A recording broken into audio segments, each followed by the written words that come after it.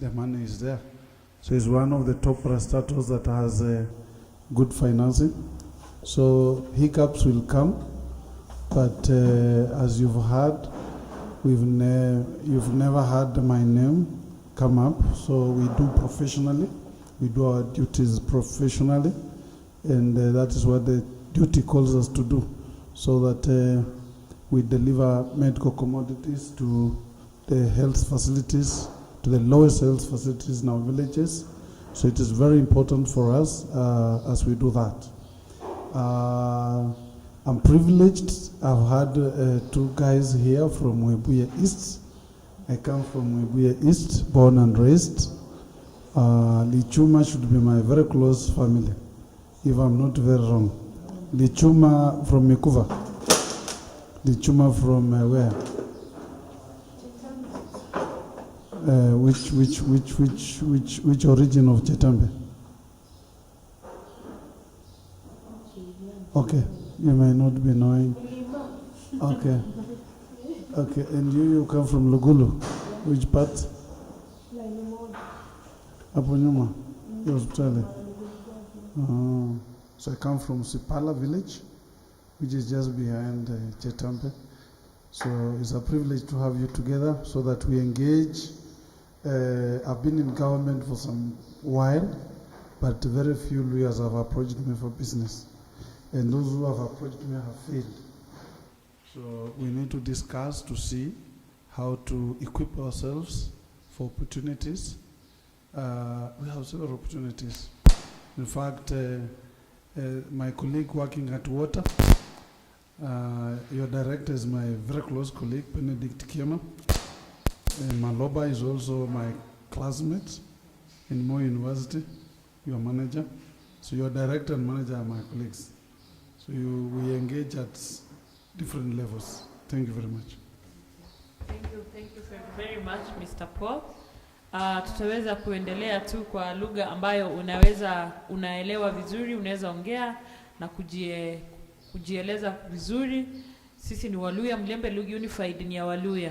Kwa hivyo wakangangana na lusungu walipubela na maraka kanyanya lusungu ni namalwa even me nenya kunyanya kwa lusungu because of why. Don't strain. Engagement is an open engagement. Yani kushare ideas nicho kumanyide lakini sana back and before baluno babele mu that sector, procurement sector for a very long time. Kwa hivyo nivo ngezese mfanyi biashara na malo sese nende company ya branding, nende supplies, nende construction, nende borehole drilling. Lakini ganyo la ho biashara bya mserikali tawe. Sikila walomanga sabali no hola biashara bya mserikali ke arela kuichose sute mpaka na babana bo.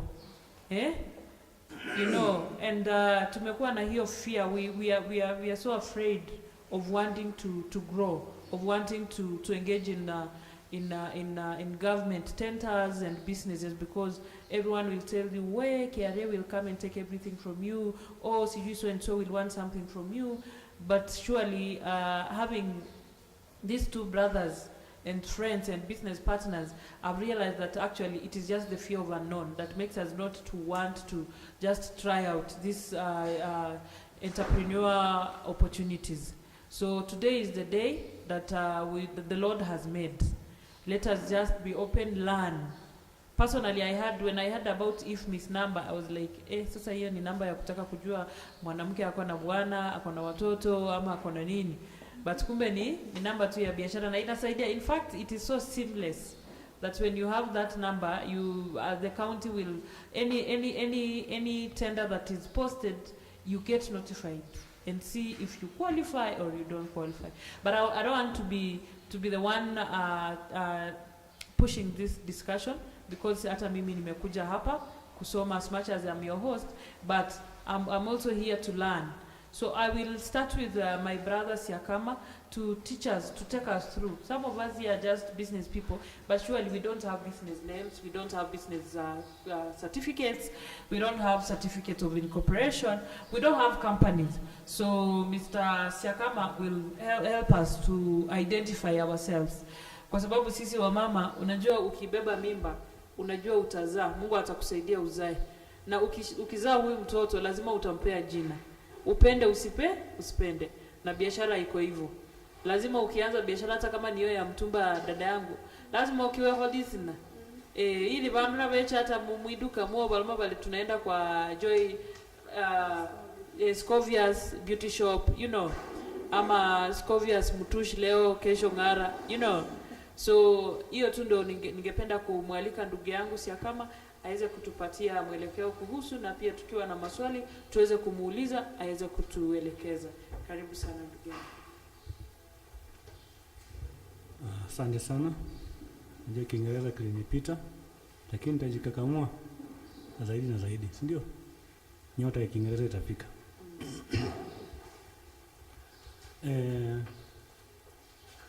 Before starting a business, first of all, you should ask yourself, why am I starting this business? The purpose, the objective, and your vision. What do you want to be in the near future? Business registration or registering a company, it depends on where you are interested in. For example, when you are registering a business, there are two categories. You register as a business entity, you are given certificate of registration. But you can also register a business as a company in the company name under the Companies Act. That's when it's being called a company. So there's a difference between registering a business name and registering what? A company. What does it call for you to have a company or a business name? A company is an association of an individual who come and have an objective towards getting something out of it. And a business registration, you just register a business. So. For example, registering a business, it only needs around 1,100. But for the company name, you need like 10,500 to register a company. The difference between registering a business name and a company is a company can sue and can be sued, but a business name you cannot sue. So it will depend with you. What are your mission? What is your vision? If you decide to go for a business registration, well. If you decide to go for the company, well. So a company can do a lot of work. A scope of work involved it can go beyond your expectation. But a business name, it's just limited. Ukuja kwa office unaona kama huko serious. But a company, you can do business and do. That's why it's being called a limited company. But a business is just an enterprise, normal enterprise. You are doing a normal business. Hata ukiangalia capital yake haifiki 500,000. But a business, a company, you can have more and more on that. What does it call for you to register a company or a business? First of all, have you ever heard something called e-citizen? Yes? E-citizen is a platform of all government services being offered there. What are the requirements when do you want to register a business? One, you must have an ID, of course, nyote mko above 18. You must have a registration fee, ile inatumika kufanya name search. You must have a passport. You must also have an objective. What type of business do you want to engage in? Do you want to sell, to provide foodstuffs? Do you want to provide building materials? Do you want to provide fumigation services? That's when you have that objective. For a company, you need to have one the names that you're supposed to have in that company. For example, you are given an option of having 3 names. Unalizilipia hizo 3 names, unaweza kufanyiwa name search. Then after 1 week, you are given a name that you are going to use to register that type of enterprise or limited company you want to use. You also need to have, for example, if you are a partner, a company can be registered as a sole company or a proprietorship. That are sole and partners. For example, if you are more than 10, that's a full-fledged company. If you are 1, that's a sole company. So. Also, you'll be given a form called CR1. A CR1 form, it will define the number of directors you're going to have. The CR1, it also determines the level of deposit you need to have into that company. We also need to have the CR2. The CR2, it will give you a memorandum of understanding between the 2 parties. The number of nominal shares you used to have. Karibu sana, sister. Karibu sana ndugu.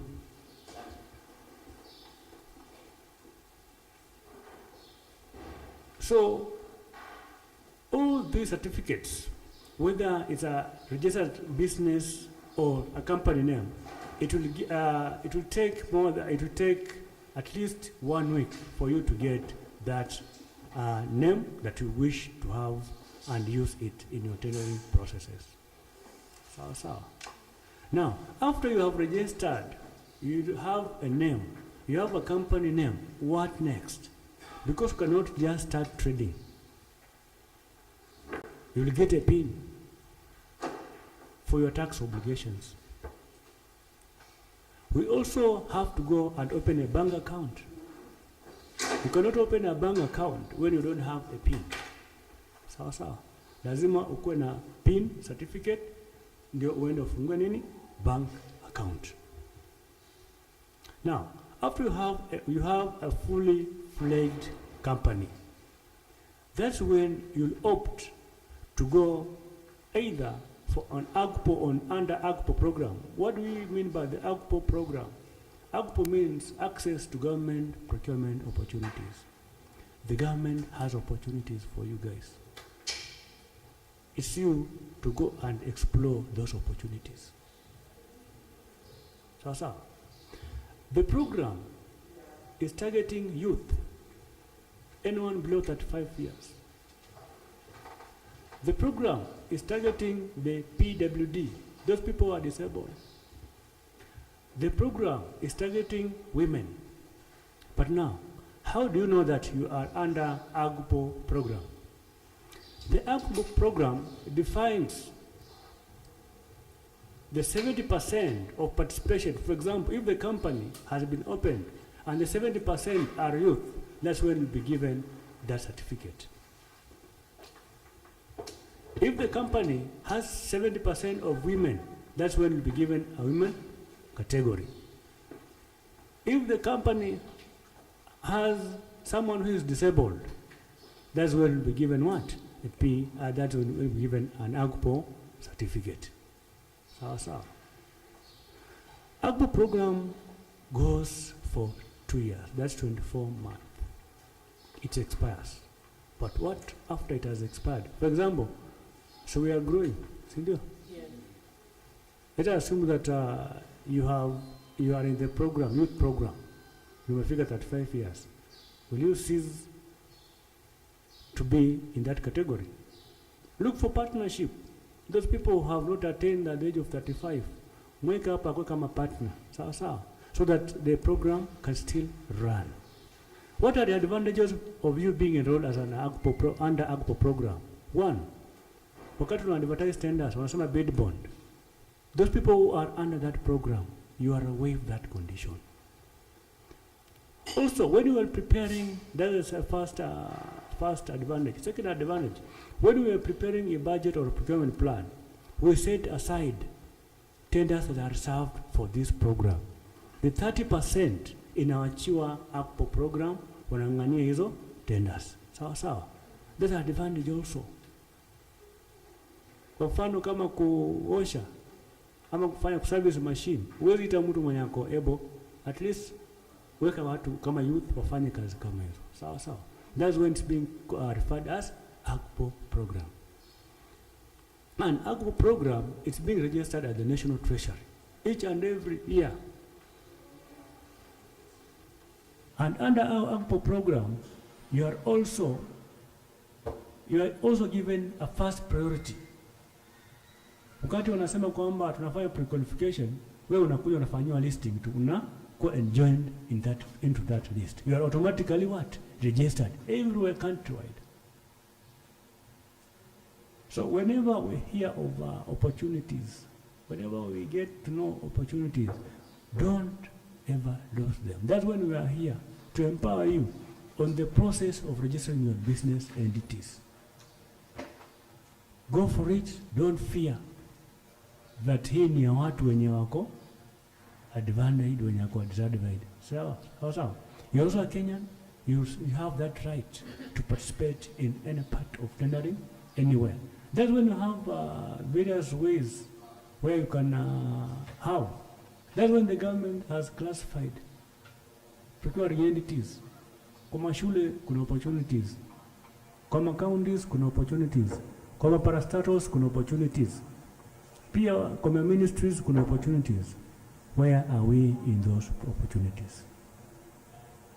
Where are we in those opportunities? And how are we going to take advantage of those opportunities? Anytime you hear that kuna pre-qualification mahali, kindly beba hizo certificates, nenda, jaza document, then be pre-qualified. I know my colleague will talk about tendering. I'm only focusing on registering business and registering a company. Now, what if you have registered, you have a registered,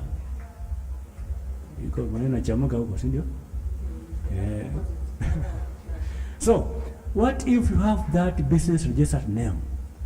There's something called, when you go to Attorney General's office, kuna kitu inaitwa change of particulars. You now want to upgrade that business entity. You are changing a particular, you are changing a business into a fully fledged company. There are also costs associated to that. Tusiogope ati 10,000 sijui itapata namna gani. Change particulars and have it into a fully fledged limited company. Sawa sawa. So if you have one, now after you have registered that company, don't sit with that company. Market yourself.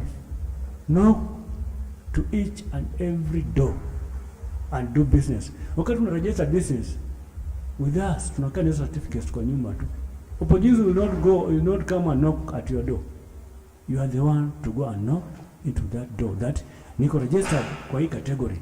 Can I be enlisted into this procuring entity? Niko na kampuni yangu nafanya cleaning services. Can I be enlisted into this company? Mimi niko na kampuni yangu ya security. Can I offer these services? So, whenever you have registered a fully fledged company, you have a bank account, you are emitting your taxes, kindly knock to each and every door that the government has pumped money into that. So, karibuni sana. Kama kuna swali lolote, tutawakaribisha after my senior have spoken so that we respond to the other swali, ndio tuendelee mbele. Sasa asanteni sana. Najua sitawachosha. Niko hapa kusaidiana. Sasa I think we need to have another microphone. Can you lend me this one so that we don't keep moving? So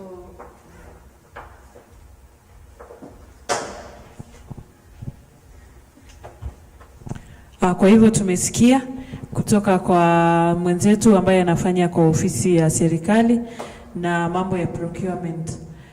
Tunataka tumalize mambo ya registration, alafu ndio tuweze kumaliza, tuulize maswali, tuongezee, ndio tuweze tena kwenda tuingie kwa mambo ya tendering. Kwa hivyo nataka niwakaribishe. Ndugu yangu hapa ameongea vizuri, amesema kuregister biashara. Najua watu wengi wote tunasema unaweza register biashara na hautapata hiyo biashara. Hiyo pesa yako ya kuregister kampuni itakuwa imepotea hivyo. Na najua sio mimi tu peke yangu. Watu wengi wanafikiria hivyo. Mimi nichukue 10,000 zangu 10 ni register biashara na sijui mtu yote kwa serikali. Lakini ukweli ni kuwa wanawake na vijana na watu ambao wako na ulemavu wako na bahati sana katika hii serikali. Maana wameleta mambo na APO. Na APO inakupatia nafasi kufanya tenda mahali popote, anywhere. So long as uko na certificates, uko na requirements. Na requirements za mtu wa APO si mingi sana by the way. Uko na kitambulisho, uko na KRA pin, uko na hiyo APO certificate, uko na registration yako ya biashara. Hivyo tu na unaweza sasa kufanya hiyo tendering process. But unfortunately again, wengine wetu hatuna hiyo masomo kuwa kuna APO. Mwingine kuna siku nyingine pale kwetu kuna mwanaume akakuja akasema, nyinyi hamtaki APO. Unajua APO ni 5,000 tu. Lakini nawapatia offer, kila mtu anipatie 2,500 na mko wanawake 25, kwa hivyo kila mtu anipatie 2,500 niweze kuregister. Unaona mama wakaona kama ni 5,000 na ametufanyia 2,500, wacha turegister. But in the real sense, APO is free. So unaona, kwa sababu hatuna masomo, hatuna information kuhusu APO, watu wengi sana wameweza kukodiwa kuwa unalipa pesa ndio upate hiyo certificate. So ni vizuri sana ndugu yangu ameongelea kuhusu hiyo APO. But again, sisi wengine wetu pia tuko tuna hiyo uoga kutaka kujaribu. Na siku leo nataka nirudishe microphone kwenu ili pia nyinyi muweze kuuliza maswali. Niko na swali ndugu yangu, nipeane microphone. Unajua mimi huwa naona hizi big bonds. Naona kama ni za wale watu wana run biashara ya millions. Nashindwa. Niko na rafiki yangu, kuna siku nilienda kupeleka profile yangu ya biashara. Mimi yangu ilikuwa 2 pages 6. Lakini yake ilikuwa booklets of pages and pages and pages. Nikajiuliza mimi kibiashara ni nini ninakosea? Kidogo sijajua kwa nini niko na page 6, yeye ako na over 200 pages.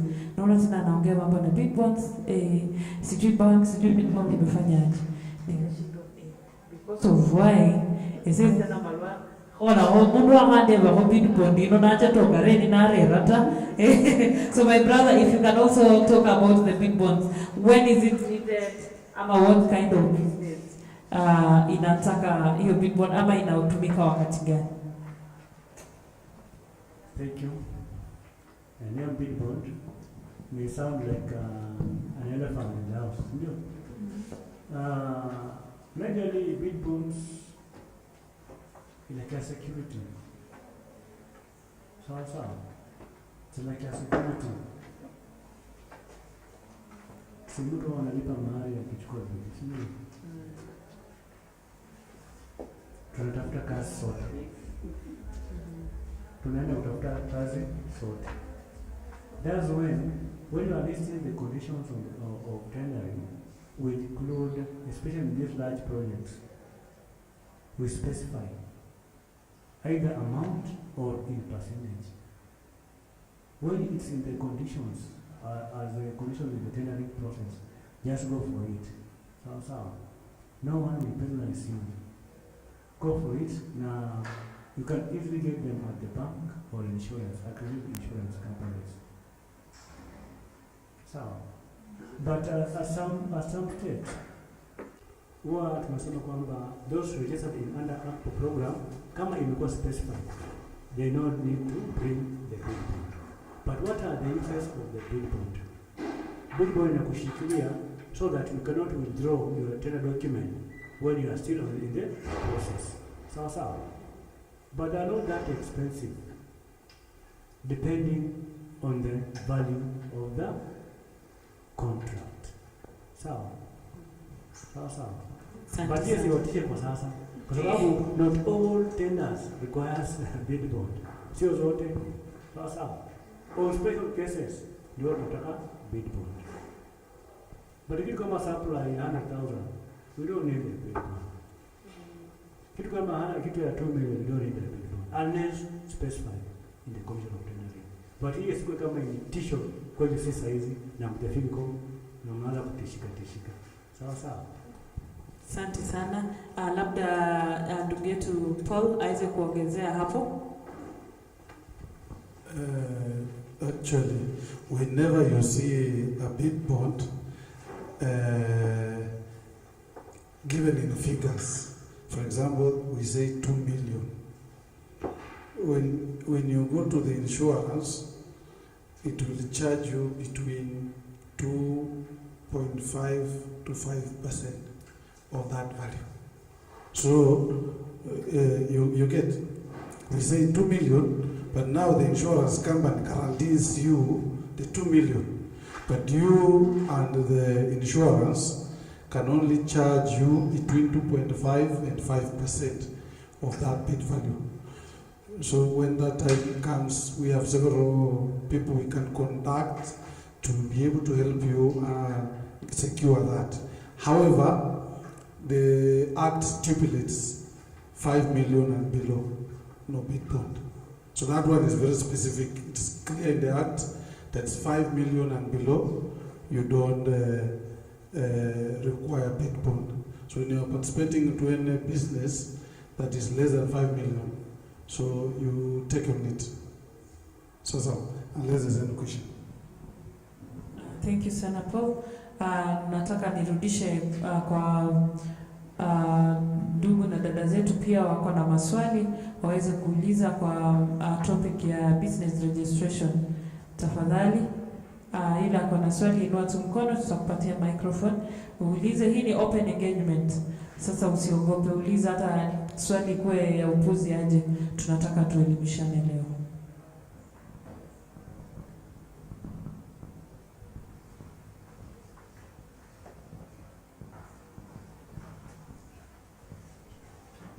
Yes.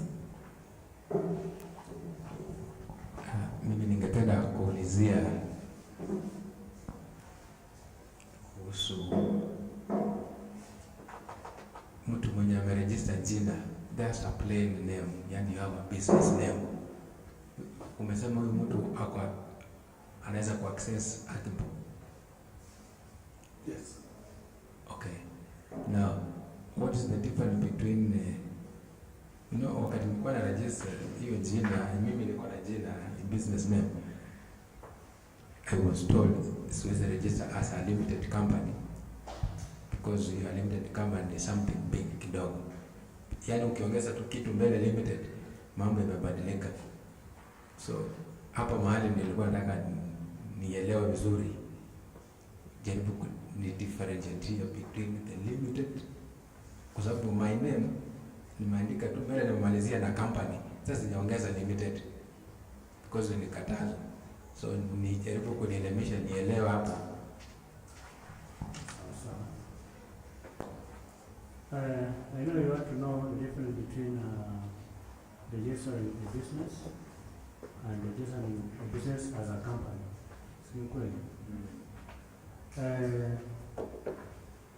Scope of work will limit a registered business name.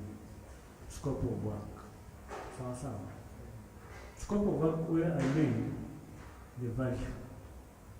For example, you cannot compete with someone who wants a tender of worth 100 million.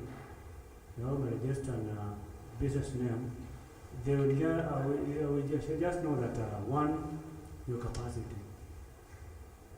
When you want to sue you, or when you want to sue us, tuanzia wapi? That's when you are being referred to a limited company. A limited company, you are more safe. A business registered entity is just a single entity. You cannot register two people. Sawa. For example, now when God has called you, na leo umelipwa, nani atadai hiyo pesa? Tutasukuma hiyo pesa kwa Asset Recovery Authority. Sindio? So that's why you are being referred to upgrade it into a limited company. so that you can be more safe and safe. So a business name, just a minute thing. People are into real business. That's why you're being referred to have it, to change it to particulars as a limited company. So, yeah.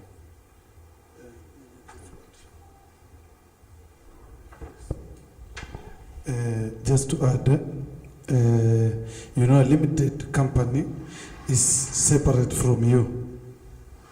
You get the major difference is limited. Assume Oasis Limited Company, and I am the owner, Kitui. Kitui is an individual. Then a limited company is Oasis Limited. It becomes also as an individual. So it is sold separately from the owner. Okay? So that makes the difference. Another difference is a limited company, you are taxed. You must file tax. A business name, you have exceptions to certain range of business or incomes. Okay? So when you have a certain range of capitation, then you are exempt of tax. But limited company, whether you do 500,000 business, you file tax. So you take advantage when you have a business name if your capitation is low, and you don't take advantage if you're a limited company. Whichever business, whether you do 80,000, you file the tax. Okay, so it is secure in a business name because of the opportunities. If you are growing, but once you secure your opportunities, then you become a limited company. It is separate from your undertakings. Thank you so much. So in short, wanamaanisha kuwa biashara limited company na business registration. Yani limited company yakikosa hawanitafuti mimi. Joy Smart Branding ikikosa Joy Smart Branding Limited ikikosa kufile tax wanaitafuta hawanitafuti mimi. Okay. Hapo I think tumeelewa, si ndio? Swali lingine tafadhali.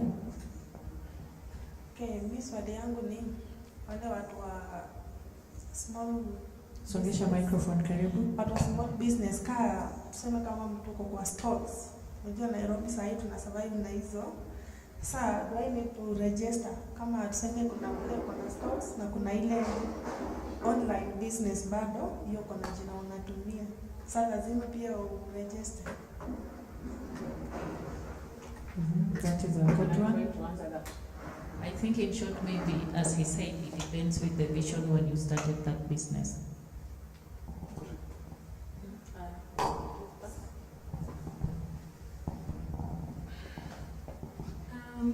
As you said, business entity ikona exemptions ya tax. So, for example, ni kama is there exemptions? I think to answer that, business entity, you only file returns as an individual. Your yearly returns.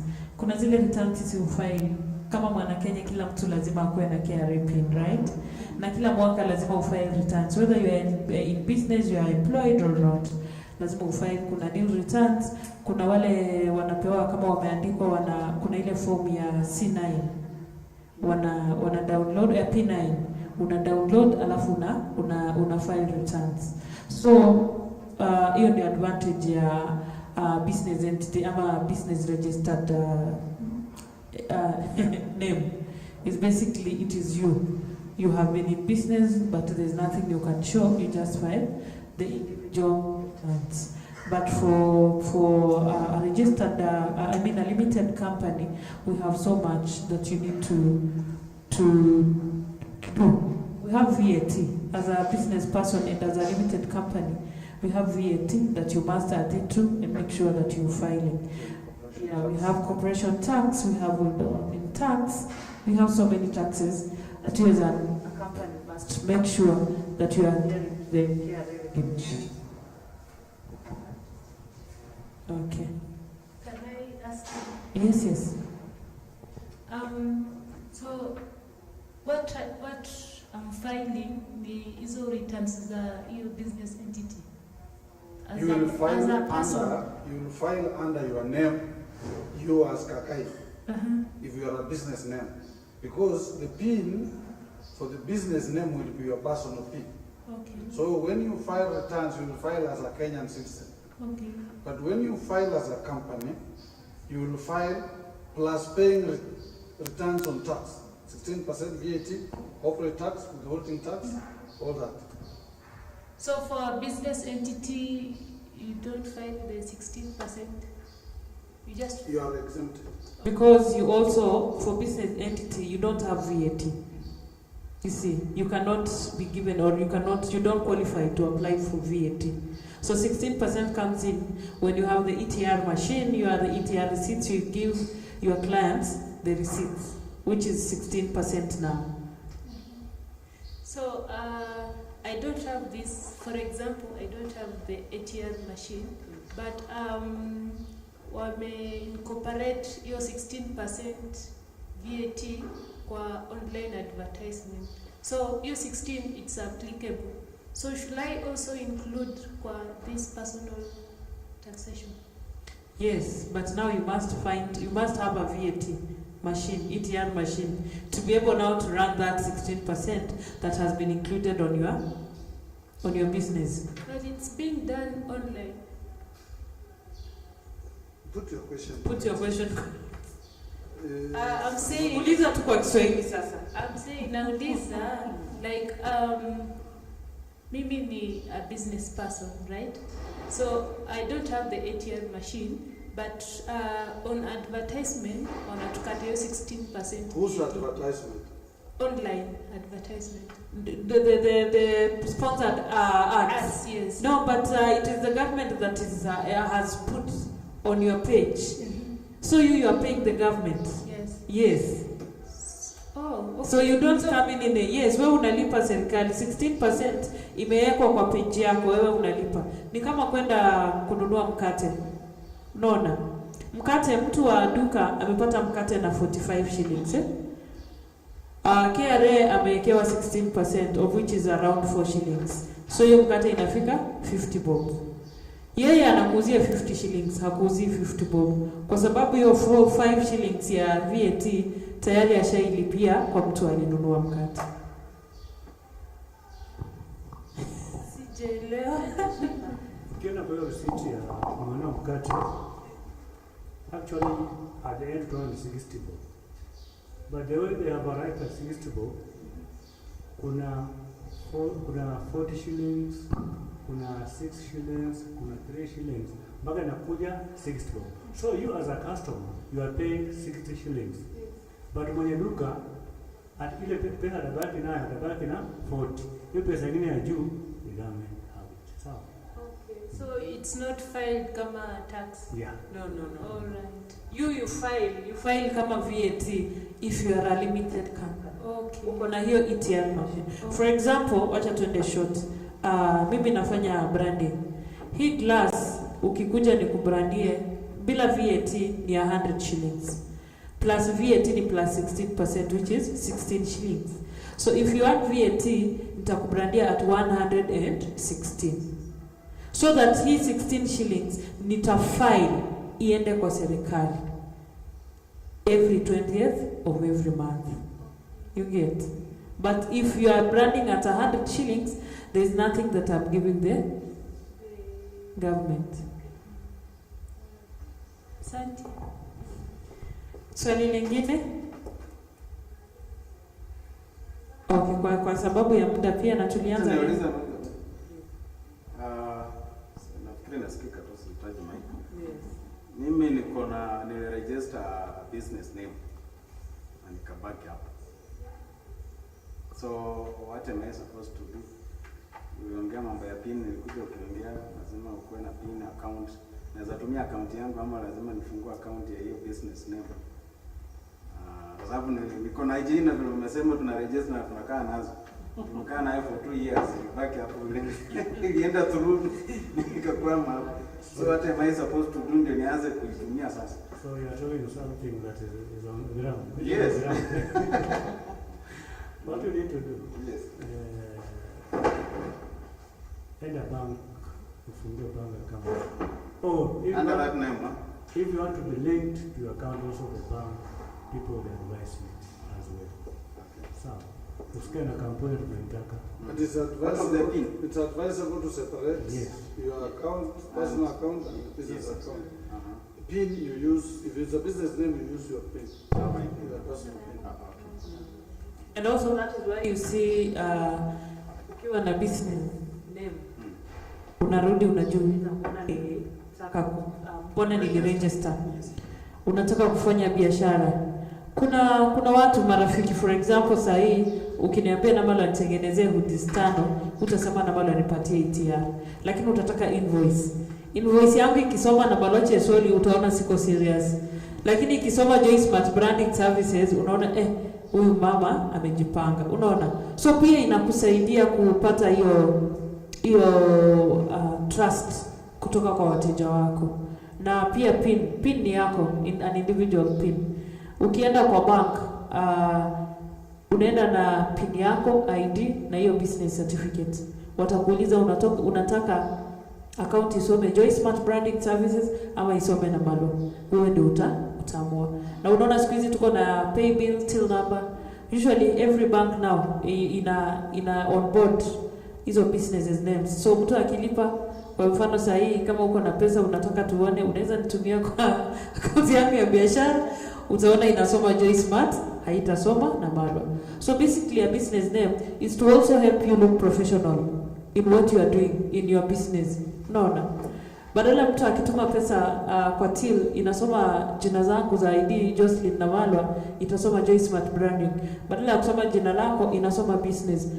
Na wale watu wanafanya online. I think that is the best thing ya mtu kukuamini. Unajua akilipa pesa na isome jina ya kampuni, anajua huyu mtu inaweza ataenda kwa bank na nimtrack. Lakini ikisoma individual anaweza kukutumia pesa na uzime simu na haujamtumia mzigo wake. Kwa hivyo hiyo inasaidia tu ku gain trust na wateja wako. My sister also to correct on that. For example, you have a chain of business.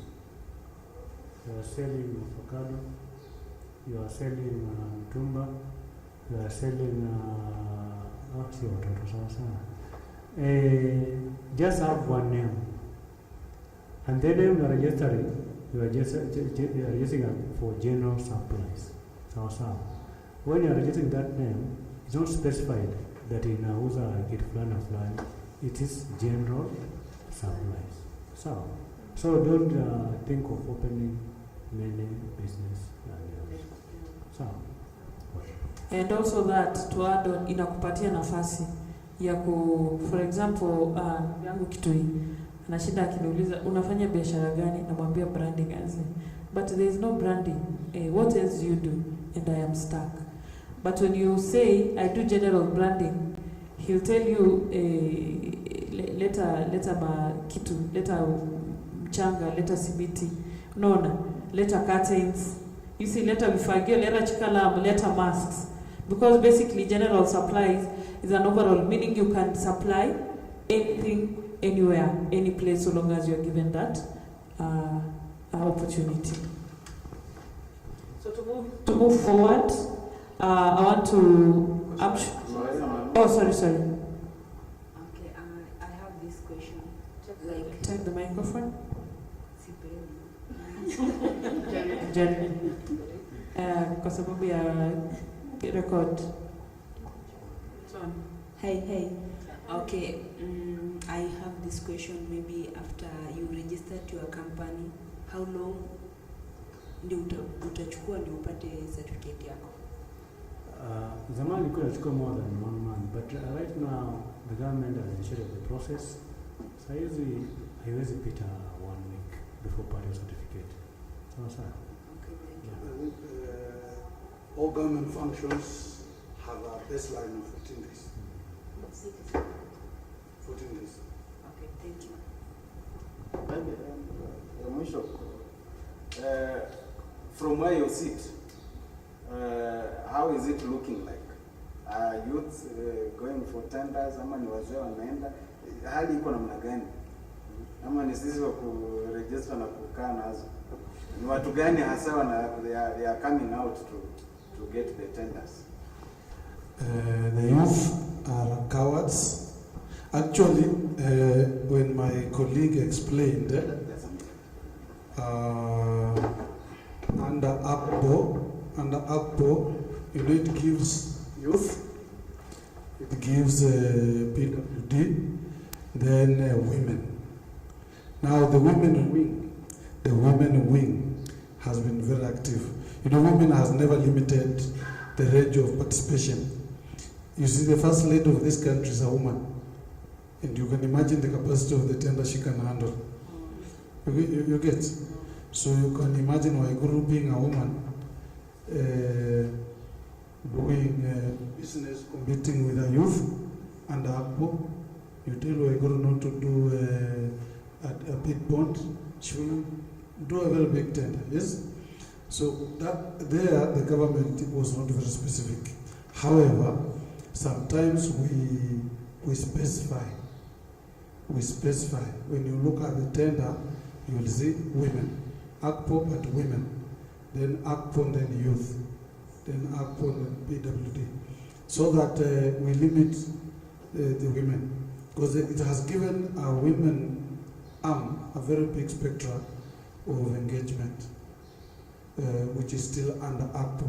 And you see, when a woman participates, you can't say she's not APO, she's APO, but with capacity. Sometimes you are in evaluation and you say a name which you are not allowed to disclose, but is participating with a very young woman on the street. And of course, the competition is not unfair. It's not fair. So women have been very active, more than with the youth. Although government gives the opportunity to youth to take advantage, 30% of national budget is allocated to APO. You can imagine 30, but I'm very sure 15% goes with women. And also to add on that, there's a fear in youth or women or people who are in this program. We have opportunities. Government gives an option and also give further options. For example, you have an LPO worth 100 million and you don't have anything in your account. That's when you have an opportunity of going to the bank and be given something called LPO and LSO financing. One finance at a low interest. Sawa. So this fear that nikipewa hata kazi ya leo natoa pesa nianze nayo. Sawa. That's why we have those banks or those institutions that can offer financial support. In addition to that, when you are doing works, for example, construction works, road works, we always have interim payment. We advance you on a certain level, not advance payment. But for example, you have done 15% of works. You can apply for that payment of 15%, na utalipa uendelee na kazi. Sawa. The challenge is, wakati mimi nalipo leo hiyo pesa, kama kuna mbibi naonaga mahali nitaoa. That's where we go wrong. Sawa. So we need also to take advantage of these challenges. Thank you. The two of you, what can you advise our youths, especially from Mulembe, who fear because they don't have an account, they don't have anything on the account, yet they can get a financial institution to support, and then generally, in a nutshell, how can you advise vijana wetu hasa kutoka Mulembe wenye wanaogopa kwenda tenda kwa sababu hana pesa kwa account ama hana nini? What we can do? Yes. The first session was on business registration. Now we want our brother to come in and have it in general process, so that kama kuna vitu vingine hazijaeleweka tutajibu hapo na hapo. Sawa. Just kidogo tu, Wamalwa is very keen because he's Yeah, it's pertinent, and because I want to. he also wants to run some news items. Yeah, right? so let us just answer that, then we go to the next, right? Yeah. So.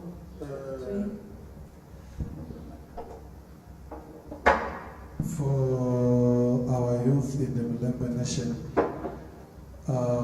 this forum was one of the key eye-opener for the youth.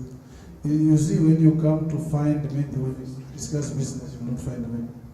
That's how I have spent my whole afternoon to be here to facilitate information, to facilitate this information to our youth. Because tomorrow, if you, today, all of you came to my office to meet me for discussion of business, you will not meet me. I will send you to one of my junior staff who will not facilitate.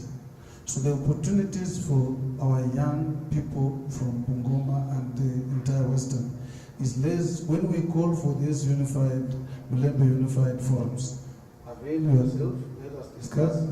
Because like we're going to have another forum in Bungoma. We're organizing a Mulembe unified forum in Bungoma by June. That forum, we're going to bring on board several professionals who are in this field of procurement to be able to share information on how you can participate and partake into the tendering process in government institutions.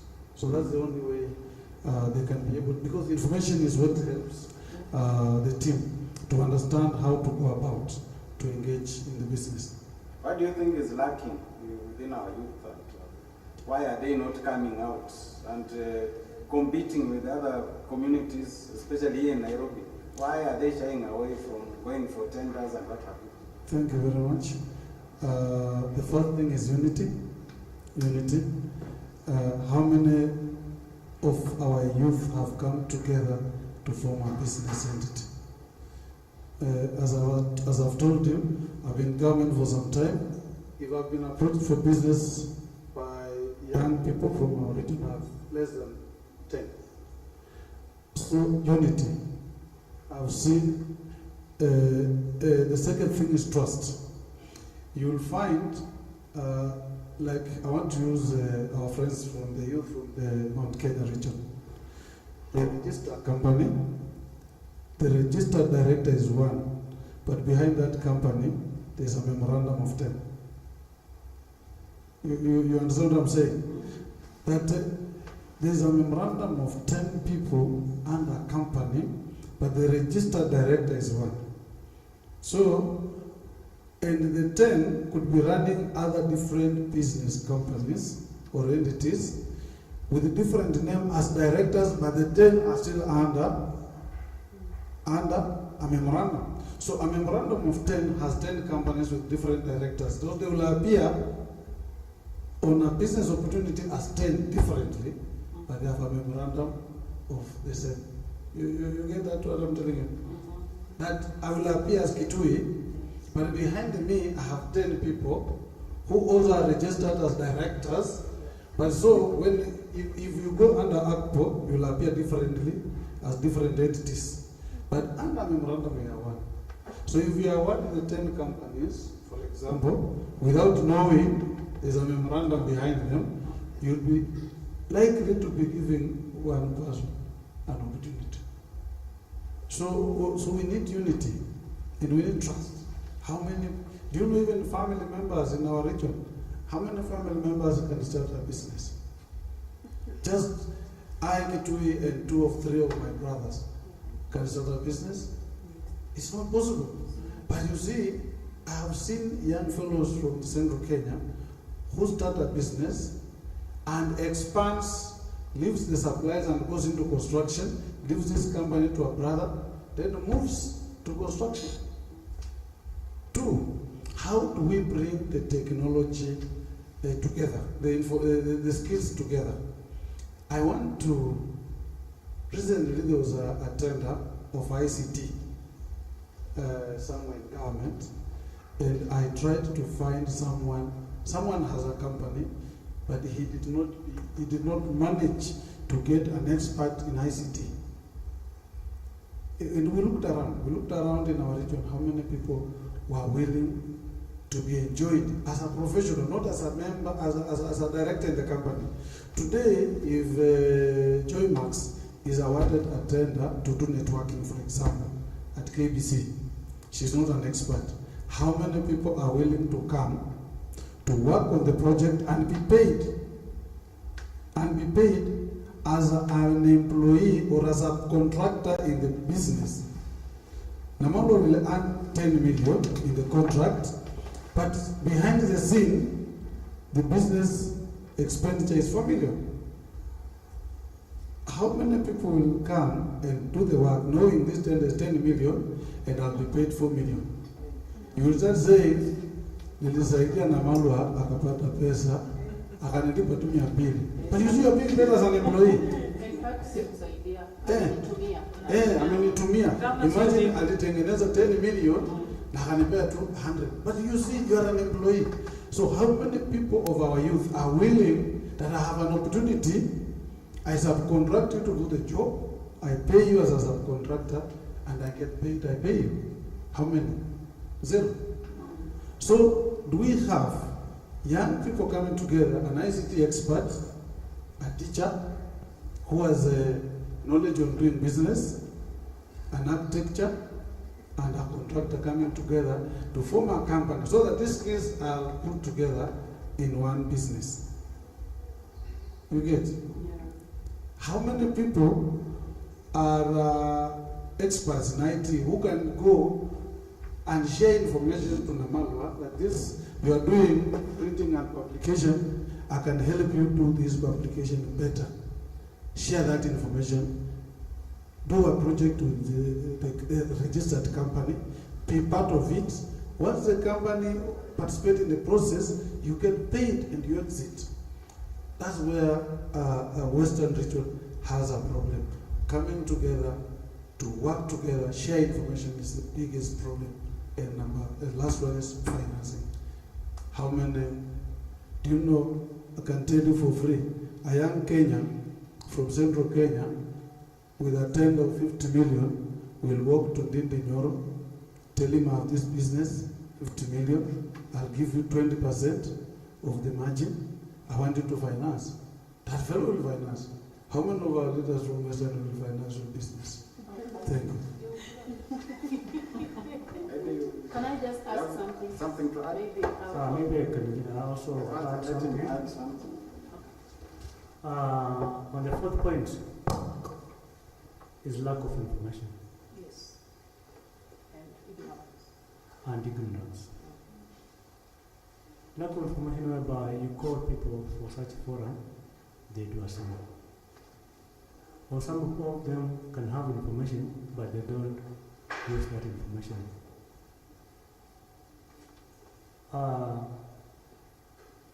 Also, that element that already we have those people who have won the tender, that element is also killing our youth. That this tender belongs to these people. And in a sense, we are all equal in this country. So we need to explore and explore more. Thank you so much. Our speakers are very vast on matters tendering, and I think Wamalwa, vijana wetu wa Western, mimi hushinda nimewaambia kila siku, it doesn't matter what you know, but whom you know. You know, you might know so much, but whom are you sharing with? Whom are you looking up to? Whom are you asking for help and for support? So that is where we have a problem. Watu wa Mulembe, vijana wetu wengi akifanya tenda ya 100,000 amekuwa celeb. Anaenda kwa bar anasema chafua meza. Na kesho yake anashindwa kurani hiyo biashara nyingine kubwa. Na unapata kuwa vijana kweli wako na changamoto. Akipata pesa kidogo anataka badilisha maisha, anunue gari, aishi mahali pazuri, rent ambayo anajua tu atalipa mwezi mmoja akili hataweza. Na kitu kingine pia vijana wa Western, wa Mulembe hawako serious kusema tu kweli. Maana hata pale kwa forum una post opportunity mzuri sana. Lakini unaona vijana wanaichukulia kama jokes. Anakuambia hii kama si hii ya 15,000 mimi siwezi fanya. Kwa sababu ya nini? Tumetoka labda kwa familia ambazo hazikujiamini. Hatujiamini sisi wenyewe. Vijana hatuna mwelekeo hasa kwa mambo ya biashara. Wengi wamesoma, wako na degrees, wako na PhDs, wako na masters. Sasa naona kwenda kuuza, unajua mimi nafanya biashara yangu pale downtown. Kwenda kuuza sweets au kuuza mango za mtumba, naona hiyo sio kazi yangu. But kutoka kwa hiyo kazi ya chini ndio mtu sasa anaweza kupata mahali pazuri pa kufanya kazi ama biashara. So pia vijana, they are not aggressive. Mulembe youth, they are not very aggressive. They want to be given. They want to be wanataka kupembelezwa kama watoto. Kuja fanya, nitakusaidia, nitakuangalilia, and it is so tiring because ukiangalia vijana wa pande zingine katika nchi, they are very aggressive. Tunaingia kwa ofisi, unapata hao wamekaa 10. Wewe uko tu mmoja peke yako, wanapiga lugha yao. Uko tu hapo, wewe papa jete, wewe ndio ndiye anaongoza kama jileta, unaishiwa na nguvu. But in the real sense, we have it what it takes as young people and as Mulembe nation. It only takes us that the courage and the zeal of us being the Mulembe nation as we call ourselves, the leopards and the leopardess, to just have the creativity and the power and the confidence to go for these opportunities. And from here, because we are winding up, I wish that even the group that is here will form a company or companies or business entities that when we go to his office or Shakama's office or any other office, we go as an entity. As he says, we go as one director, but behind the director there's a team of 10-15 people. That is the only way that we shall start growing one another. And also be serious. Let us allow everyone their space. I am good in talking and marketing and digital and influencing and creating content. But I am good in project and in proposal and project management, So let us embrace one another, our strengths and our weaknesses, so that Mulembe Unified really becomes something that even our children and children will look up to and say, wow, our parents changed the narrative. Thank you so much.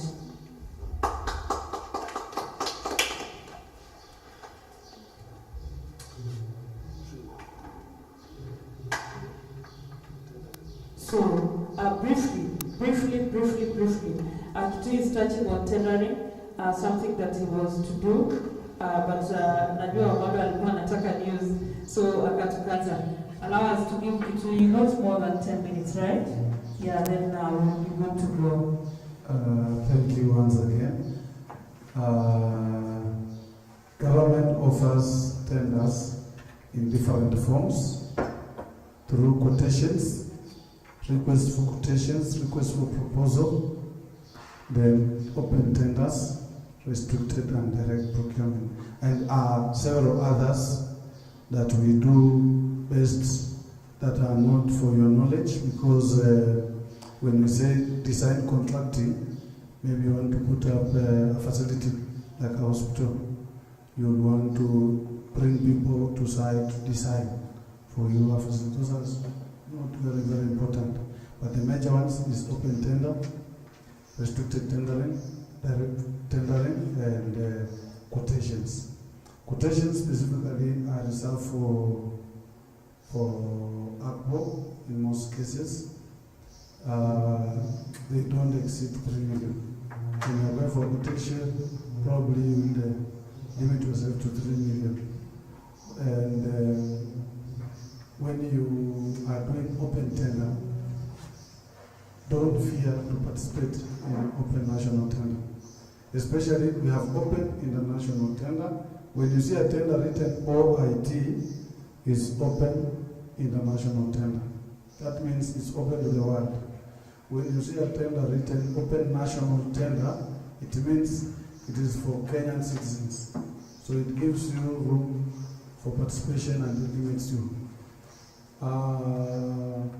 What I wanted you to know much more is quotations. Quotations are what develops you to become a better business company in the future. So quotations are never advertised for information. You will never find that we have advertised requests for quotations. Quotations, you register yourself with a given procuring entity or state corporation. Within that state corporation, depending on how you press to request, then they will invite at least 10 quotations, 10 companies to participate in a quotation. So you can't just sit out here and say, Shia Kama will call you for a quotation. You must be listed and registered within that company to be invited to quote for a given opportunity. So take interest to send your company, registered company, to any, and it's continuous process. For quotations and registration is continuous. Pre-qualification, when you hear pre-qualification is for a period of time, normally 1 year. But pre-qualification is for specialized supplies or works or services. But for quotation, you just deliver your company to any state corporation. But ensure you sit there. There's always a registry where when you drop the book to register, it is recorded and you get registered. Then from there you keep requesting, then you get the opportunity. Whereas open tender, depending to which facility. For example, National Cereals Board, National Cereals and Produce Board advertises a tender for sacks. You know, you wonder, where do you get sacks? There are several markets for sacks. Just participate. Find your information. And whenever the best way to participate in a tender, for example, let me use Shakama's office and mine, you must look at the background of the company or the state corporation. What is likely to be the business at the office of the Deputy President? Cleaning services, stationery, network, maintenance, ICT, repair and services. We have the bulk SMS. Do you know bulk SMS is the simplest thing, but so lucrative?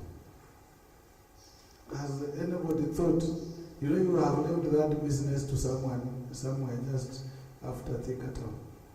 But the bulk SMS, you go to Safaricom, you have a company, you request, you negotiate, they will give you at a very affordable price. You see, it depends. The strength of a business is in negotiation.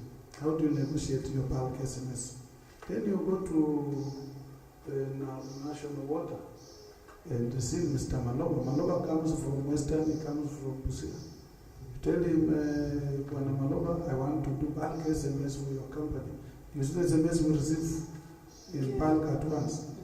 They say, okay, how much? Someone is selling to us at 250,000 a month or 200,000 a month, and you have negotiated maybe 50,000. That's the Falco. So you look at what opportunities are likely to be here. When you come to Kitui, what are you likely to supply? Then you see, you walk into a hospital, you see their clothes, then we have masks. We have, do you know we buy, what do you call the ones you give the kids? Diapers. You know, we buy diapers up to the adult diapers. You know what? But you can't know because you have not shown interest. You go and see what is the scope of market for KEMSA. Diapers. Do you know we have local manufacturers for diapers? Do you know if you imported a diaper to Kenya is very cheap? Then you start assessing the market. Where do you get the diaper? You don't come to me and say, Siakama said something like general supplies. It's a good one. But when you come to me and you say, Kitui, I want to supply diapers, I'll take you serious. Because one, I'll say, from which market? Then we tell you from India. I have a market in India. It's giving me this good quality. Can you find time? You look at it, you assess, you evaluate to see if it is good quality. We compare it with you, we see, okay? Then you look at what is the market price, then you participate. So you don't come to me and say, Kitui, I want anything, I can supply anything. Then I tell you, go and bring me blood bag. You know, blood bag, the ones we put our blood in hospitals. And you wonder now, there's no manufacturer for blood bag in Kenya. The best manufacturer of blood bag is in India. You have never been to India, you don't really know what you get. So you must study the background of the company. When you are going to Narugota, what are you going to supply? Are you going to supply the junction pipes, the plastic pipes? If they say, okay, we want the pipes, where are you going to get them? How many people in Kenya are manufacturers of plastic pipes? Okay? And do you have a plumber in mind? Because when you start supplying water works, you should be thinking if my works is to supply. When you start supplying water pipes, then someone will ask you for a plumber. Tapeleka pipes Narugota leo, kesho wakwambie come with a plumber. You have supplied for pipes for 5 years, you have no contact for a plumber. So you can, the business idea, when you're looking at the business idea, you look at the broader aspect of what you want to achieve, as my colleague had said. If you want to go to Kenya Power to look for business, you go to the website and look at the website. Actually, the main source of information for a parastatal is look at what do they do. What is the business opportunities there? Okay, you walk, I tell you go to Kenya Pipeline, you see a friend of mine called Njoroge. What are you going to supply? Do you know Pipeline buy one of the biggest pipe in the world to pass oil and fuels? And when they tell you supply, do you have information? Do you have the dimension? So when you walk into an institution, not just because your family member is there or a friend is there, you must understand the background. You don't just go there and say you want stationery. Do you know stationery? We call them operational tenders. Operational tenders are consumed on the table here. Do you expect to walk to Kemsa and be given a tender for stationery? Who is leaving it there for you? So those are some of the things. Kifika wewe chukua stationery, wewe chukua hii, look at how to handle. People don't want to look at the small opportunities, but now you want to look at printers. You want to look at printers. What printers do you do? You can work. You know, information is not denied in government. You walk to Kemsa and say, which type of laptops do you use? Or you just walk, come and greet me. You will find that everybody in Kemsa is using HP. Then you walk away. You don't even need to talk. You inquiries your procurement. It is free, open, 8 hours. Ukipita unasalimia watu, unaona huyo ako na HP, and you go and form a business idea. How much is a new HP selling? So when we put a tender, like we have put now a tender for laptops, we put on Tuesday. So someone will run and quote for us daily. You will not pass, because somewhere I think in the specs I've said HP, but normally you should understand what this company uses. Okay, so when you see a tender on the newspaper, the law allows you to inquire. It's free. You've seen a tender, you don't understand the details, you are allowed to come at our inquiries and inquire. I want this tender, but I have very less information. Someone will give you the description. The only thing they will not give you is the price, but they will give the description. So we should be able to have the seal, and the tendering is a tedious thing, and it's very expensive. And I'm very sure for you to spend 100,000 to put in a tender and lose. Then the next one you put 100,000 and lose. Then you quit tendering. Actually, tendering is the most tedious thing. It's actually a 130-page document with several conditions, mandatory. Always look at the document where they have said mandatory. The man was saying someone came with a very big document. Actually, you can do a very thin document in tendering. You are only allowed to submit mandatory documents. You can imagine. All those other information is for your information. Actually, information to the tender. We call them ITT. When you open the tender, you'll see ITT 1, ITT up to 20, depending on the size of the document. That is information to the tenderer. The person tendering, we are informing you how we will pay you, how we will monitor you on evaluation, how we will monitor you on performance. The most important thing for you to look at is when you open the tender document, go to where they have said mandatory. The tender is evaluated in 4 phases: preliminary, document. Like in our place, is different from these other institutions. We procure by sample. KEMSA procure by sample. So you do preliminary, then we do documentation, then we do sample. We evaluate the sample, then you go to finance. But others, you go to preliminary, documentation, then financial. Financial is open the last one.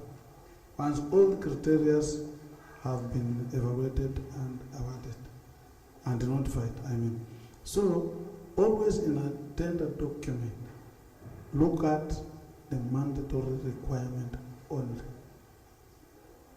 These other things are just information to tender.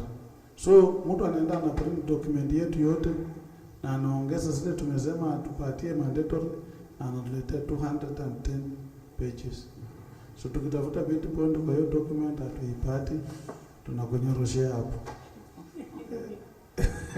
So you can do actually a 30-page document and still win a tender. Because we need you to paginate a document. Have you paginated? Yes. We need you to put tax compliance. Have you put? Yes. We need you to sign the tender form and put the sum value. Have you done that? Nowadays we say it must be on a letterhead. Have you done that? Yes. We need you to sign the code of ethics. We need you to give us business information. That is preliminary. Once you have done that, you have already won preliminary. Now you come to documentation. What are the technical requirements? If you are buying an equipment or a machine, we need a letter from the manufacturer. Do you have it? Yes. Is it specific to the tender? Yes. Is the specification matching? If we say a pronjua, is the specification on the pronjua similar to what we have put out? Yes. Then you go to finance. When they say provide a financial statement, maybe that one you can do in camera. But anyway, when they say, not a problem, but when they say provide a financial statement or audited accounts for the last 3 years, we will come to check whether the document was is legit. Sit down with a qualified auditor, do a good documentation, attach your financial statement, but it must be realistic. Don't put a financial statement of 10 million and you have never done a tender of 3 million. So you must be realistic. But anyway, whenever this platform should be able to give you a few of us who work for this entity to help you. As indicated, I have several fellows, colleagues, Sudi at Portland Cement. We have Maloba at Water. We have Sawencha at National Serious. So you should not fear business opportunities. Unless there's any question. Thank you so much. Let me take you back in terms of the evaluation and scoring. Is that part of mandatory in terms of on a big document? Can someone decide to use the scoreboard where the marks in terms of scoring. Yes. So, on our part, we normally evaluate ourselves when our staff who specifically, for me, tailoring is the bread for that company. I normally tell my staff, unless we bid, we will not get a job. We rather pre-qualify first, and then we will be called for quotation. So I'm very strict on that. I'm good in looking for tenders, and then mimi namwaga hapo na nafuatilia kabisa lazima nijue. But there's that part, like after I've done the tender document, I go on the scope, wherever you see this marks, this marks, this marks. So is it the right way to evaluate yourself now as a marking scheme? Yes, it is the best way. Actually, for works and services. You know, product, you evaluate fiscal. But for work, services, and technical consultancy, we score based on percentage. When we say we are scoring you 10 marks on payment at NSSF returns, okay? We look at the letter from NSSF. Have you been filing employee returns at NSSF? Yes. Do you have a letter from there? Yes. We have recommendations from there. Yes. We score 10. Are you paying NHIF for your employees? Yes. We score you 10. But if we find that for 2 months you didn't pay your NHIF, okay, then we score you 7. You get. We look at employee turnover. In a span of 5 years, what was the employee turnover? For example, if you have a very high employee turnover, then you can't sustain. If, for example, it's a security company, then you can't sustain your employees. We give you a 5. If someone who has sustained an employee as a manager for 5 years, we score 10. So that scoring, you can merit yourself before even you submit. Because we are giving you on which criteria we are going to evaluate you and the scoring. So you assess yourself, score yourself before you submit. By the way, many people don't evaluate themselves. You submit and you have not you know very well you have not filed any NHIF, and you submit a tender document, and you know very well you are getting 10 marks there. So you get 0. Okay? How do you respond to a waiver, workplace injury? Then you find that an employee was injured, there was no medical cover, he went to hospital by himself, you secure 0. But if you have a medical scheme for your employees, of course, you score highly. So for services and works, scoring is it's very, very important to evaluate yourself. Also to add on that,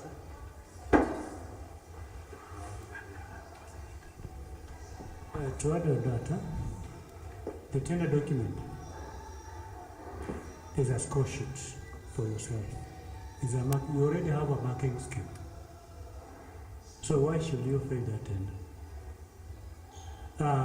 Once you get that tender document, it's divided into sections. The mandatory documents, technical knockout, financial knockout. Just have a table. So be creative enough. You as a tenor. Tunaibia siri, hakuna siku mtaibia siri kama hii. Sawa? Be creative enough. Weka hiyo vitu yote, section A, wanataka vitu gani? List all of them. Sawa sawa. Section B, list all of them. Section C, list all of them. Then answer section A. Hii nimeweka. Una tick. Until you get 100%. That's when you'll be able to know that hapa nimewahi. And also when you are submitting those documents, make sure that you have paid them. Sawa? Because kuna panya mtu atafika kwa hiyo ofisi, afanya nini? Atoe. Utaambia nini watu kwamba sawa ulieka hapa na ile. When you have pages, hakuna mtu atatoa. Sawa? So mark yourself from section A to the last section. Jipatie marks. So, and then make sure that when you are giving you that letter of notification, kindly come and ask a reason why they failed this tender. Because in the last Act 2015, I don't want to pay a reason, but right now, you have to be giving me a reason why you failed that tender. so that next time kama ilikuwa genuine reason utasema ni sawa, nimekubali. Next time we'll improve on it. Sawa. And also there's no harm. For example, participate tendering kwa KEMSA. Mimi sifanyi KEMSA. You can also approach me. You seek for another opinion. Before you submit a tender, so you need a candle. Well, it costs you only one beer. One beer is only 300. Mimi nakaa chini na kunywa nikiangalia. Sawa. Mimi nakwambia fanya nini? Hii iko sawa? Sawa. Thank you. Wow. Yes, free professional support kutoka kwa ndugu zetu. Kwa hivyo apart from John na maybe na Malo, who has ever done a tender among us?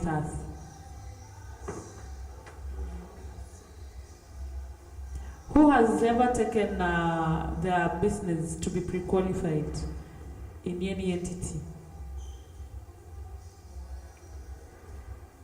Nani amepewa NPO?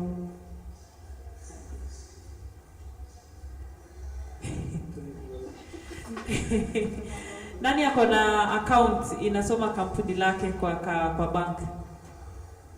Your bank account is on your business name. Wacha tumpigie makofi. Nani ambaye business name yake imelala? Aliregister. Hey, nani ako na till? Oh wow, clap for yourselves. Nani ako na pay bill? Aha, clap for yourself. So basically all of us here apart from John and I, wengine wetu tumeogopa, si ndio? Ama hatujakuwa tunajua. Hatukuwa tunajua.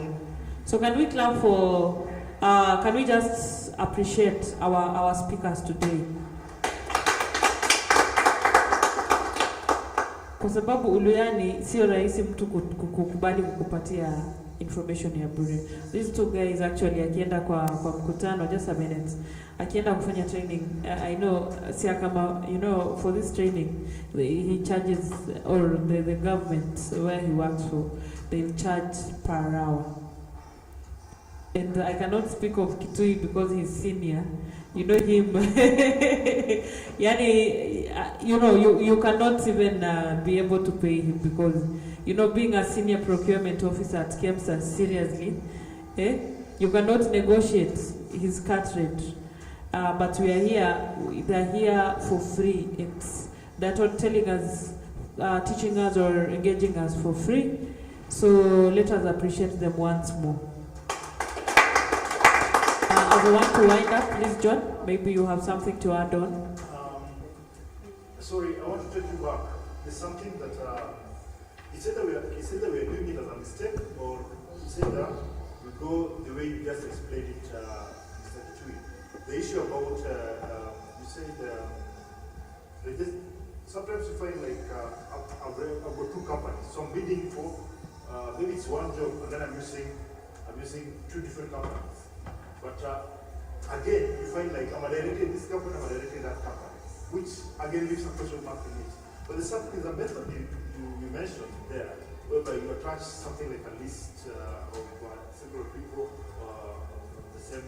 I didn't get it, that concept or context very well, whereby I can decide I'm in this roof and I'm doing like 5 tenders, different companies, all of them with good documentations, but so I'm casting my net wide. I'm just saying that that office don't know these people, but you see at the end of the day you say that you know the due diligence, the mechanism for due diligence is also tedious, because could you just repeat for me that part? And then for these young guys, I only stayed in the business name for 2 months.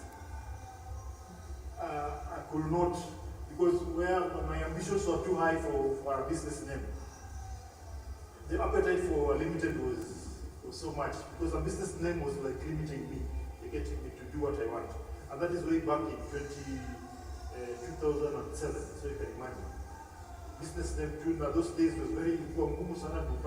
So you can trust in your now, my friend, just upgrade to a limited company. Kama wewe ni msichana chukua bwana yako ongeza hapo, wewe weka bibi yako hapo. Mezana hao watoto haina shida bwana. Hata kujua kufanya nini. Wachana maneno mingi na tafutie hiyo kampuni kusaidia kutafuta. Kwa sasa uwezi nyorosha mkono yako kufika kwenye unasikia sifa nyorosha mkono kufika. Umeona? Kwa sasa wewe mkono yako iko tu hapa. Umeona? Mkono yako tu iko tu hapa.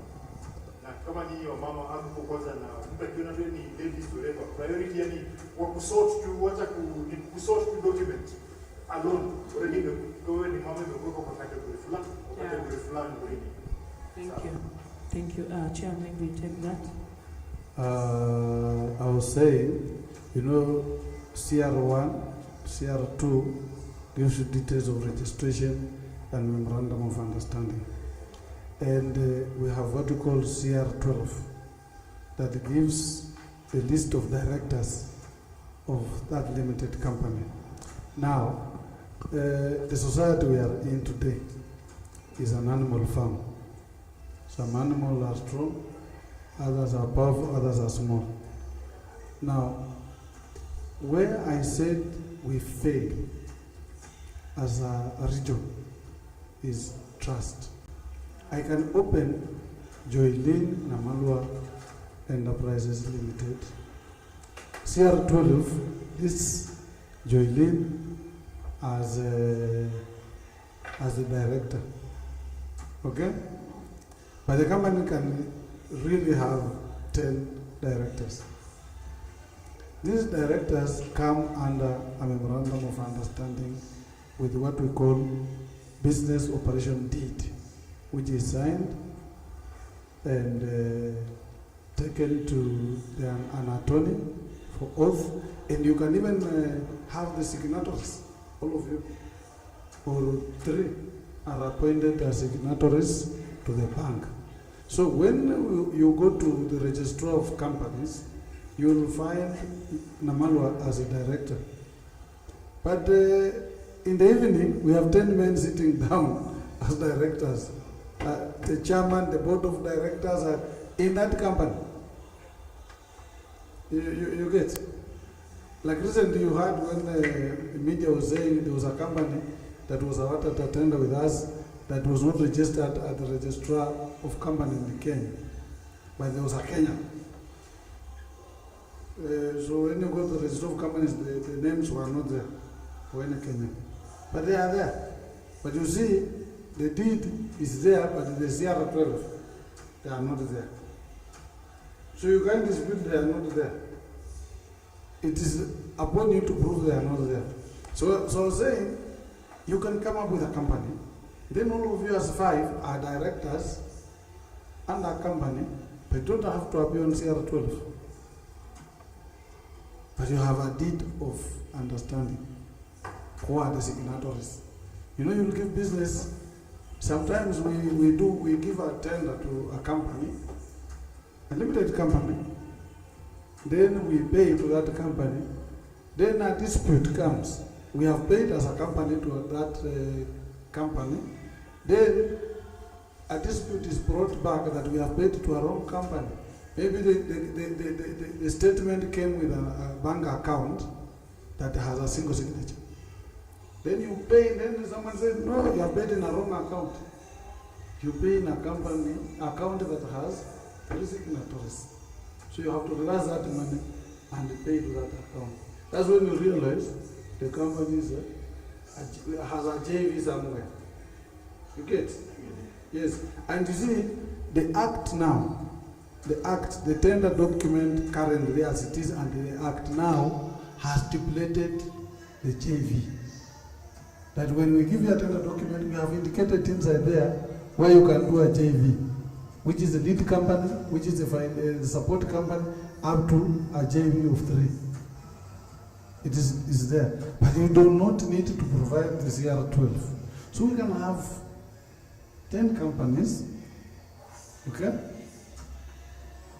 Each one of you is an owner of a company, but each one of us belongs to the 10.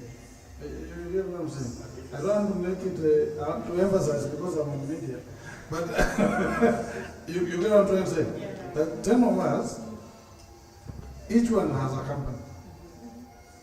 Publication, media, printing, stationery, construction, civil works, ICT. As listed company, but all of us are directors under each of understanding. But the person, the first individual is one. So all of us look for business opportunities. You get what I'm trying to tell you? It is one of the most advanced information I'm giving you. That all of us look for business opportunities. Even where I sit, I can be an employee, yes, but I'm appearing in one. So you see, all us and Siakama are not allowed to do business because we work in government. So we can't do business with the government. But I can appear somewhere as a shadow in a deed, you get? So that I also overwork. So that I get busy, that now I should work for the company A because I have a shareholding of 10. But when you audit, you can't find them. You get what I'm saying? Yeah. That's where these people have reached. And we have not started. Wow, wow. Maybe to add on that, sorry, becoming more and more. So, I think there's some there. Just interjecting on my colleague, we were talking about having companies. You know, someone can register many companies as a name. So, you can register even 100 companies using your name, but different PIN. And the CR12 will remain the same password. Now you want to spread risk. From your point of argument, you want to spread a risk that if my company A fails, company B will get. So, there is something called conflict of interest. Kuna mahali pengine wata assume, but in real sense, when I'm doing procurement audits, taona hapa kuna clear conflict of interest. What you have to do, as per your argument, kindly get friends that you can partner in doing business. Sawa, tafuta wale marafiki. For example, you want to buy this glass in company A. Tafuta huyo ako na kampuni yake with directors wake. Tafuta huyo na kampuni yake directors wake. Tafuta huyo na umwambie mimi naenda kuparticipate kwa tenda mahali fulani ya kununua glass. Sawa. Tuseme dokumenti zako ndio fanyie kazi. Nikiwinda ukifaulu rudisha hata mkono kidogo tu sawa. So they don't mean that wewe uko na kampuni 10 kama mwenyewe tu. Utumie tu the same CR12. With 10 companies, automatically utaenda iweze na mahali. Sawa. Get friends. That's why you have this Mulembe Unified. For example, kama kuna tenda imeenda iko Clear Roads Authority. So unakuja na waambia kwamba ninataka kutenda mahali fulani. Nisaidieni nipate hiyo kazi. Sawa. That's why you have Unified Mulembe. So that you can have networks. Msiende mtangania wote. Ambia bwana, mimi nataka kuchukua hii kazi. Hakuna haja utumie kampuni zako 10 kwa sababu hii itazaa matunda. Sawa. Thank you. Let's give a can I have a applause? A word of applause. A word of applause. Hey, Kizuku ilikuja na meli. So wow. As we wind up, please let us all be upstanding. I want us to appreciate our speakers once more in a better way, in a good way. If we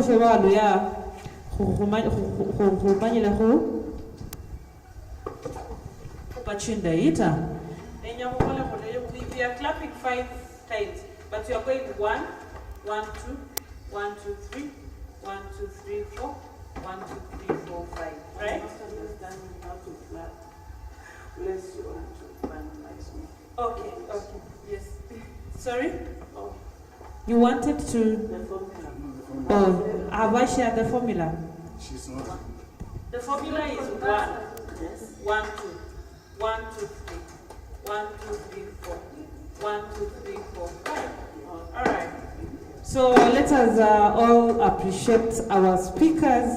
Mr. Siakama for just sacrificing sacrifice. Always he has sacrificed his time to be within us, to be among us, and to really give us a way forward. So thank you so much. Mr. Paul Kitui is the patron to Mulembe Unified. You know, when this idea was born, he's my elder brother. I ran to him. I told him, my brother, I have something. I don't know how I can go about it. Can I come and share with you? And he told me, come. So he's my brother who has really guided me on how to handle people, how to handle issues, how to start such engagements. And also just to sacrifice his time to be here with us, but I would say procurement officer, senior, senior. If you go to his office, anaweza amua kuzungusha kiti hivi, uongelee kwa mabega. Yani, you talk to my mabegas. But we are so humbled that he's always a friend. We can reach to him anytime. He's a brother who can always guide you.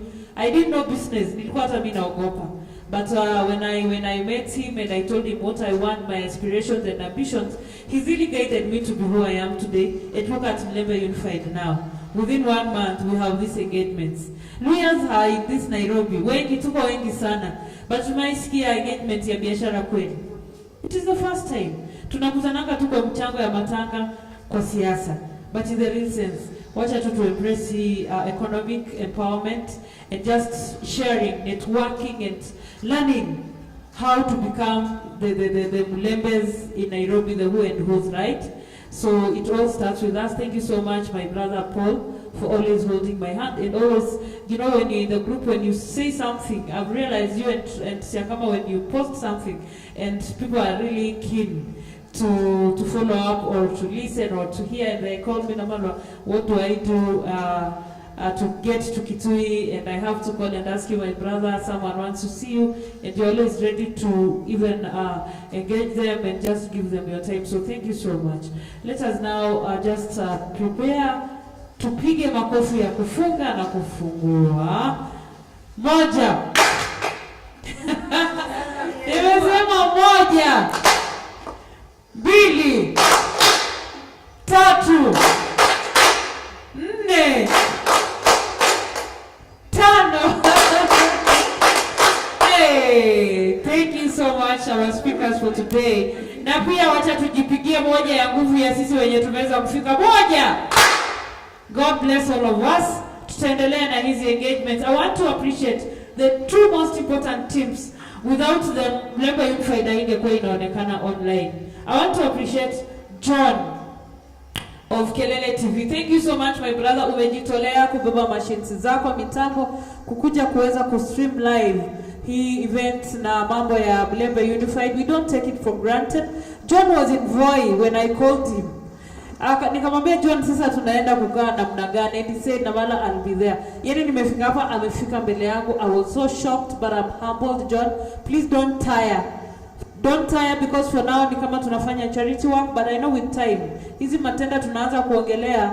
When we come together tutakuwa tunasema hapana, leo wacha tutoe 100,000 iweke kwa meza to facilitate people like you. I want to appreciate my brother Wamalwa of West TV. He is always here with us. He's always covering our engagements, our discussions, our events. Wamalwa, we don't take it for granted.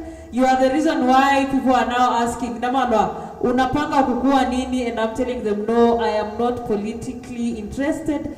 I'm just interested in uplifting all of us as Mulembe Nation, so that when I want something, I'll not look very far. I just look within myself and I get the resources or the network that I want. Thank you so much, Wamalwa. Mungu akubariki na usichoke sana.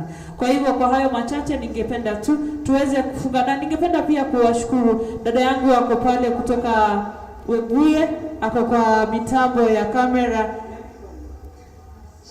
Sheila, thank you so much. She's the only lady amongst men in this industry, digital. So please let's clap for Sheila. I want to appreciate my brother who is also behind the camera. Gina, John, hey, Yohana Mbatizaji, ndio wewe, si ndio? Kwa hivyo John, asante. Siku nyingine pia tukizindua ulikuwa hapa, asante sana. Na ule ndugu yangu amekaa kwenye mitambo yenyewe. Gina, Clifton Wanzala, uriomuna mwana wefu, ohaluata webuli siku, kubesa nina wena kubanende ya mkutano koziko. Kwa hivyo kwa haya machache ningependa kumwalika mmoja wetu, vile tulianza na maombi, tunashukuru tumemaliza vizuri, pia aweze kutufungia kwa maombi.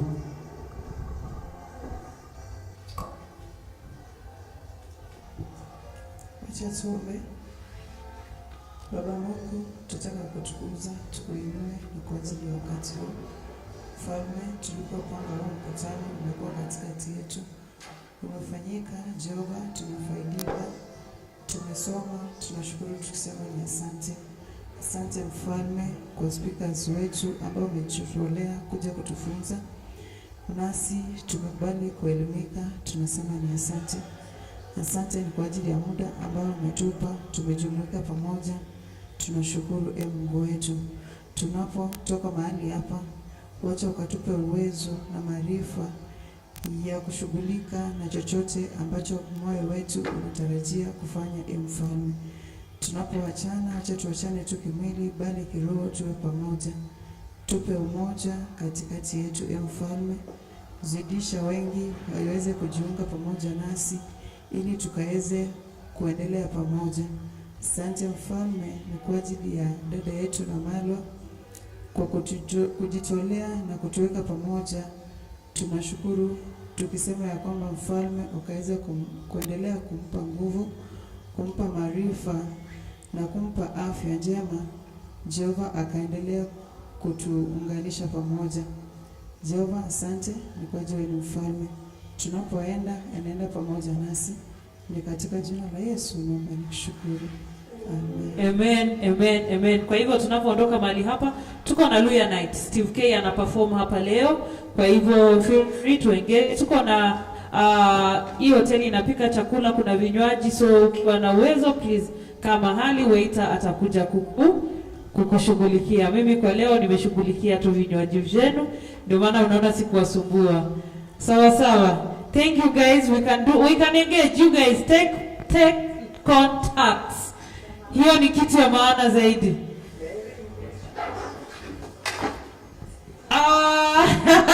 Sijui kama tumetolewa kwa live stream. Ndio watu wasio